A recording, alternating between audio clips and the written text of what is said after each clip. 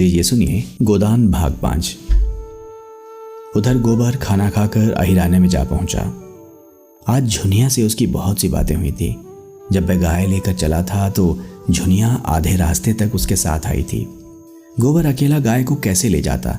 अपरिचित व्यक्ति के साथ जाने में उसे आपत्ति होना स्वाभाविक था। कुछ दूर चलने के बाद झुनिया ने गोबर को मर्म भरी आंखों से देखकर कहा, अब तुम काहे को यहाँ कभी आओगे? एक दिन पहले तक गोबर कुमार था।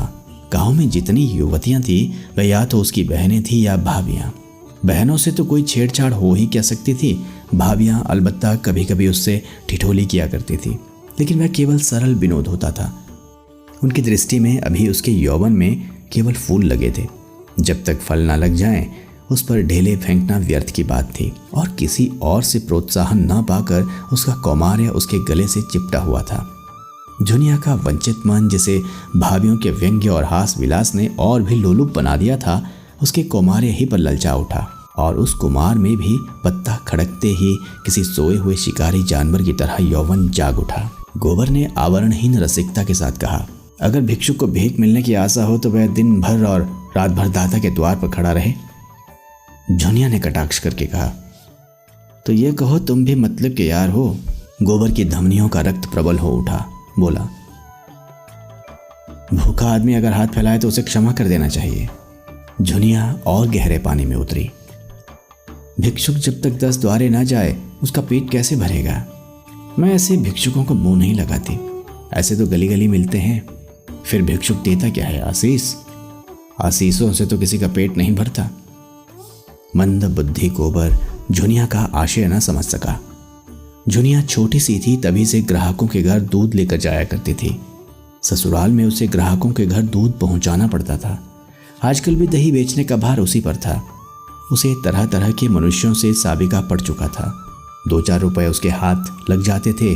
घड़ी भर के लिए मनोरंजन भी हो जाता था, मगर ये आनंद जैसे मंगनी की चीज हो। उसमें टिकाव न था, समर्पण न था, अधिकार न था। वह ऐसा प्रेम चाहती थी जिसके लिए वह जिए और मरे, जिस पर वह अपने को समर्पित कर सके। वह केवल जुगनों की चमक नहीं, दीपक का स्थायी प्रकाश चाहती थी। वह एक गृहस्थ की बालिका थी जिसके गृहिणीत्व को रसिकों की लगावटबाजियों ने कुचल नहीं पाया था। गोबर ने कामना से उद्दीप्त मुख से कहा, भिक्षु को एक ही द्वार पर भरपेट मिल जाए तो क्यों द्वार द्वार घूमे? झुनिया ने सदैव भाव से उसकी ओर ताका। कितना भोला है, कुछ समझता ही नहीं। भिक्षु को एक द्वार पर भरपेट कहाँ मिलता है? उसे तो चुटकी ही मिलेगी। सर्वस्व तो तभी पाओगे जब अपना सर्वस्व दोगे। मेरे पास क्या है झुनिया? तुम्हारे पास कुछ नहीं है।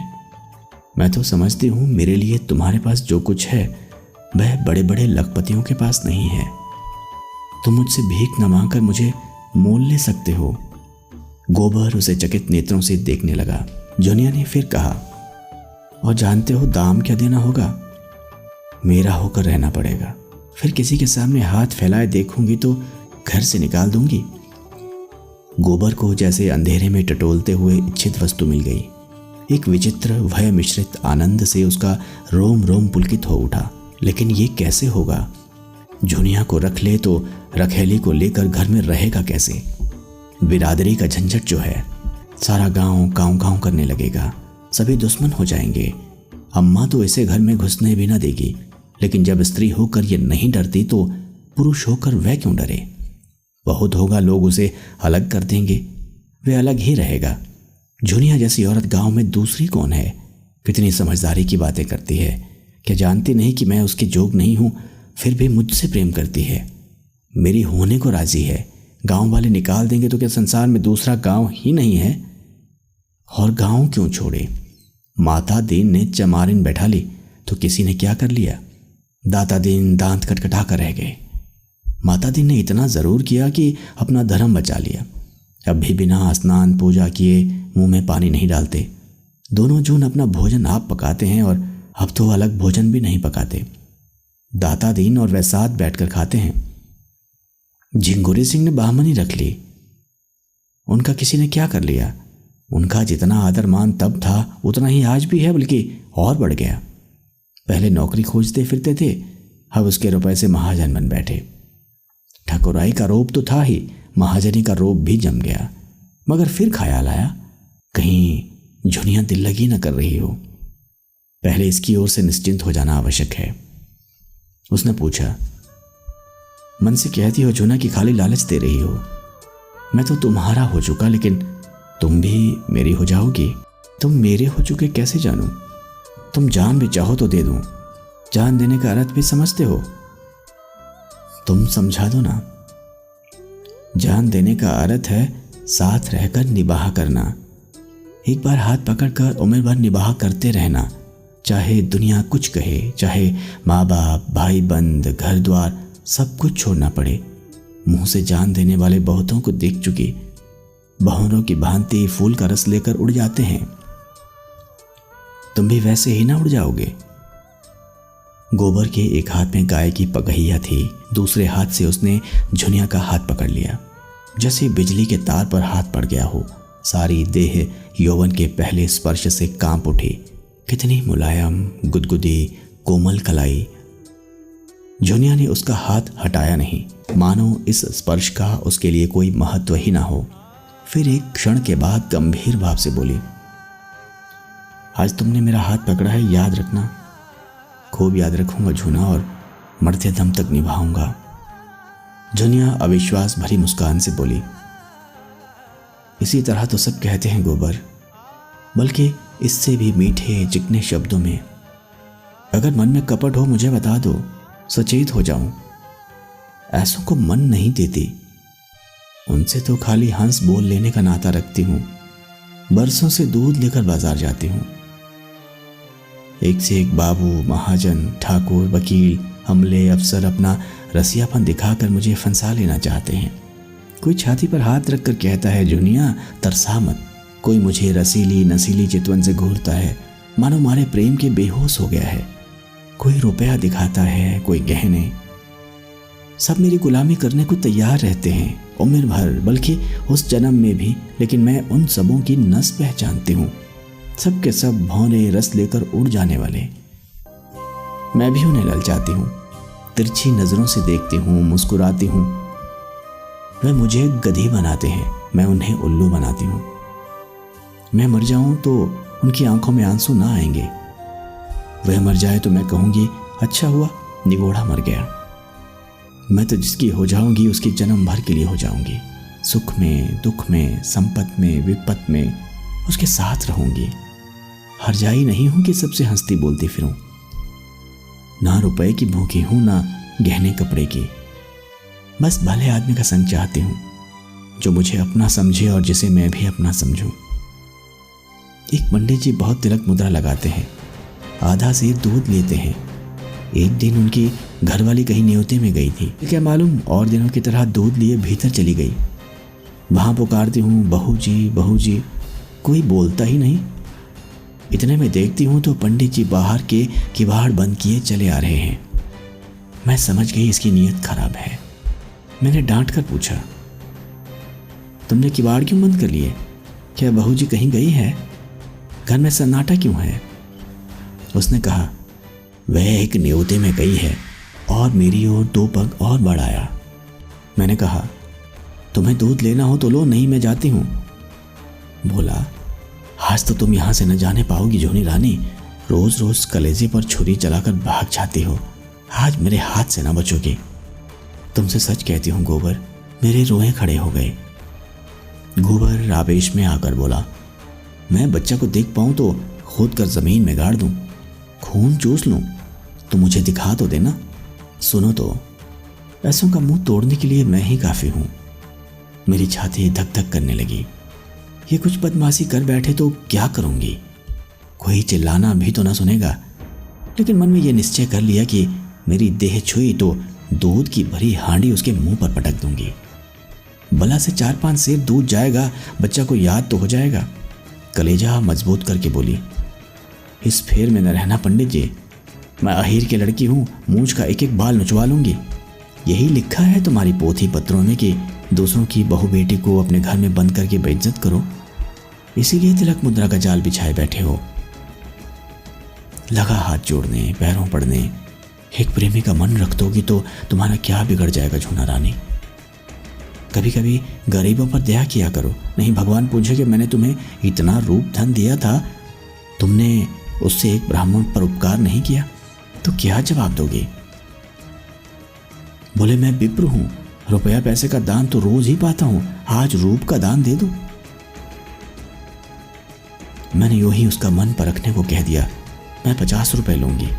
सच कहती हूँ गोबर तुरंत कोठरी में गया और 10-10 के 5 नोट निकालकर मेरे हाथों में देने लगा, और जब मैंने नोट जमीन पर गिरा दिए और द्वार की ओर चली तो उसने मेरा हाथ पकड़ लिया। मैं तो पहले ही से तैयार थी, हांडी उसके मुंह पर दे मारी। सिर से पांव तक सराबोर हो गया, चोट भी खूब लगी। सिर पकड़कर बैठ गया और लगा हाय हाय करने।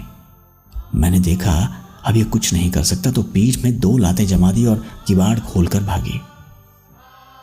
गोबर ठट्ठा मारकर बोला, बहुत अच्छा किया तुमने, दूध से नहा गया होगा, तिलक मुद्रा भी धुल गई होगी, मुझे भी क्यों ना उखाड़ ली।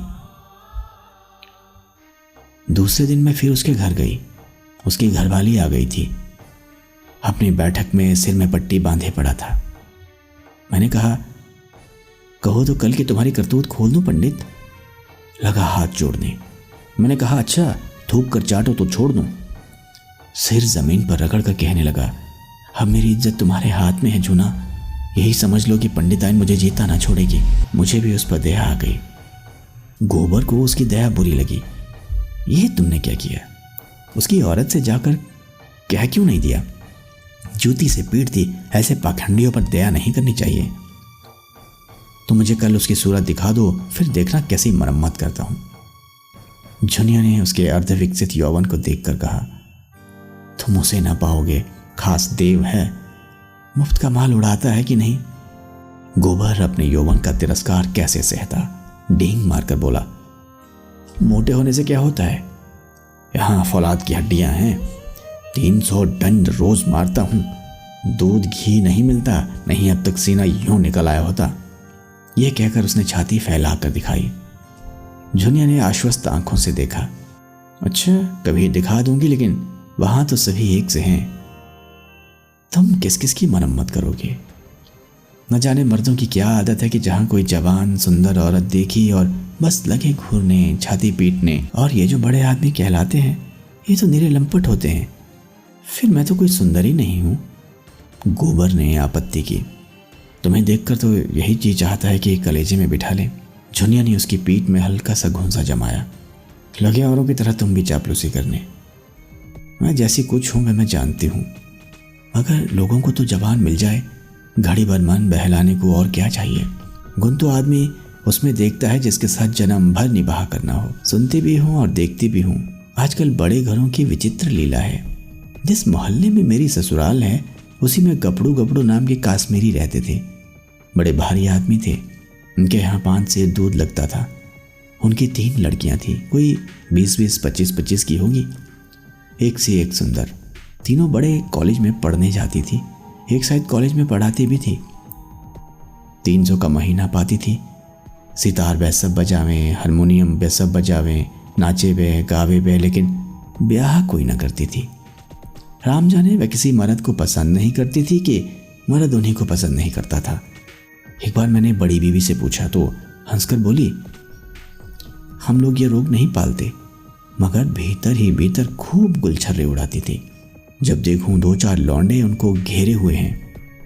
जो सबसे बड़ी थी वह तो कोट पतलून पहनकर घोड़े पे सवार होकर मर्दों के साथ सैर करने जाती थी। सारे शहर में उनकी लीला मशहूर थी। गपड़ो बाबू से नीचा किए जैसे मुंह में कालिक सी लगाए रहते थे। लड़कियों को डांटते थे, समझाते थे, पर सबके सब खुल्लम खुला कहती थी, तुमको हमारे बीच में बोलने का कुछ मजाल नहीं है। हम अपने मन की रानी हैं, जो हमारी इच्छा होगी वह हम करेंगे। बेचारा बाप जवान जवान लड़कियों से क्या बोले, मारने बांधने से रहा, डांटने डपटने से रहा, लेकिन भाई बड़े आदमियों की बातें कौन चलावे। वह जो कुछ करे सब ठीक है, उन्हें तो बिरादरी और पंचायत का भी डर नहीं। मेरी समझ में तो यही नहीं आता कि किसी का रोज रोज मन कैसे बदल जाता है। क्या आदमी गाय बकरी से भी क्या बीता हो गया, लेकिन किसी को बुरा नहीं कहती भाई। मन को जैसा बनाओ वैसा बनता है। ऐसों को भी देखती हूँ जिन्हें रोज़ रोज़ की दाल रोटी के बाद कभी कभी मुंह का स्वाद बदलने के लिए हलवा पूरी भी चाहिए। और ऐसों को भी देखती हूँ जिन्हें घर की रोटी दाल देखकर ज्वार आता है। कुछ बेचारियाँ ऐसी भी हैं जो अपनी रोटी दाल में ही मगन रहती हैं, हलवा पूरी से उन्हें कोई मतलब नहीं। मेरी दोनों भावजों ही को देख लो। हमारे भाई काने कुबड़े नहीं हैं, 10 जवानों में एक जवान है, लेकिन भावजों को नहीं भाते। उन्हें तो वे चाहिए जो सोने की बालियां बनवाए, महीन साड़ियां लाए, रोज चाट खिलाए। बालियां और साड़ियां और मिठाइयां मुझे भी कम अच्छी नहीं लगती, लेकिन जो कहो कि इसके लिए अपने लाज बेचती फिरूं तो भगवान इससे बचाए। एक के साथ मोटा झोटा खा पहनकर उम्र काट देना, बस अपना तो यही राग है। बहुत करके तो मर्द ही औरतों को बिगाड़ते हैं। जब मर्द इधर उधर ताक झांक करेगा तो औरत भी आंख लड़ाएगी। मर्द दूसरी औरतों के पीछे दौड़ेगा तो औरत भी जरूर मर्दों के पीछे दौड़ेगी। मर्द का हरजाईपन औरत को भी उतना ही बुरा लगता है जितना औरत का मर्द को। यही समझ लो, मैंने तो अपने आदमी से साफ साफ कह दिया था, अगर तुम इधर उधर लपके तो मेरी जो भी इच्छा होगी वह करूँगी। ये चाहो कि तुम अपने मन की करो और औरत को मार के डर से अपने काबू में रखो तो ये ना होगा। तुम खुले खजाने करते हो, वह छिपकर करेगी, तुम उसे जलाकर सुखी नहीं रह सकते। गोबर के लिए ये एक नई दुनिया की बातें थी। तन्मय होकर सुन रहा था। कभी कभी तो आप ही आप उसके पांव रुक जाते, फिर सचेत होकर चलने लगता। जूनिया ने पहले अपने रूप से मोहित किया था, आज उसने अपने ज्ञान और अनुभव से भरी बातें और अपने सतीत्व के बखान से मुग्ध कर दिया। ऐसी रूप गुण ज्ञान की आगरी उसे मिल जाए तो धन्यवाद, फिर वह क्यों पंचायत और बिरादरी से डरे। जूनिया ने जब देख लिया कि उसका गहरा रंग जम गया तो छाती पर हाथ रखकर जीभ दांत से काटती हुई बोली, अरे ये तो तुम्हारा गांव आ गया, तुम भी बड़े मुरहे हो, मुझसे कहा भी नहीं कि लौट जाओ। ये कहकर वह लौट पड़ी। गोबर ने आग्रह करके कहा, एक क्षण के लिए मेरे घर क्यों नहीं चली चलती, अम्मा भी तो देखे। जूनिया ने लज्जा से आंखें चुराकर कहा, तुम्हारे घर यूं ना आऊंगी, मुझे तो यही अचरज होता है कि मैं इतनी दूर कैसे आ गई। अच्छा बताओ अब कब आओगे? रात को मेरे द्वार पर अच्छी संगत होगी, चले आना, मैं अपने पिछवाड़े मिलूंगी, और जो ना मिली तो लौट जाना। तो फिर मैं ना आऊंगा। आना पड़ेगा, नहीं कहे देती हूं। तुम भी वचन दो कि मिलोगी। मैं वचन नहीं देती तो मैं भी नहीं आता, मेरी बला से। जूनिया अंगूठा दिखाकर चल दी। प्रथम मिलन में ही दोनों एक दूसरे पर अपना अपना अधिकार जमा चुके थे। जूनिया जानती थी वह आएगा, कैसे ना आएगा। गोबर जानता था वह मिलेगी, कैसे ना मिलेगी। जब वह अकेला गाय को हाँकता हुआ चला तो ऐसा लगता था मानो स्वर्ग से गिर पड़ा है।